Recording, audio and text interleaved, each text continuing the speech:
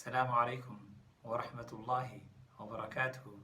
إخواني أخواتي في الله، waxaan doonayaa maanta inaan idinla wadaago 3 shay haddaad laasimtaan oo aad markaa joogtaysaan oo afkiina u barto ilaahay subxaanahu wa tacaala agtiisa waxaad ka noqonaysaan dad karaamo leh. waxaad ka noqonaysaan waxaad noqonaysaa qof diinta islaamka camiray. waxaad noqonaysaa qof ilaahay subxaanahu wa tacaala agtiisa ugu fiican baad noqonaysaa. waayo nabiga sala allahu calayhi wasalam wuxuu yidhi laysa axadun afdalu cinda allah min mu'minin yucamiru fi lislaami litasbiixihi wa takbiirihi wa tahliilih. allahu akbar.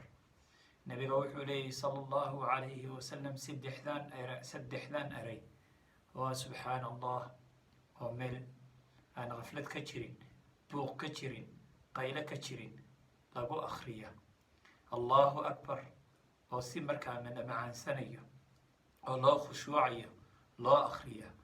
iyo allahu akbar, subxaana allah, alxamdu lilah, subxaana allah, allahu akbar, laa ilaaha ila allah. qofka mu'minka hadduu saddexdaa eray uu laasimo, uu daa'imo oo si khushuuc leh uu u dhaho, qofkaasi waa qof diinteena islaamka camiray.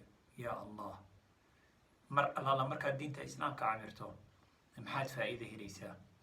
maalinta qiyaamo waxaad abaalmarin u helaysaa qof adiga kaa wanaagsan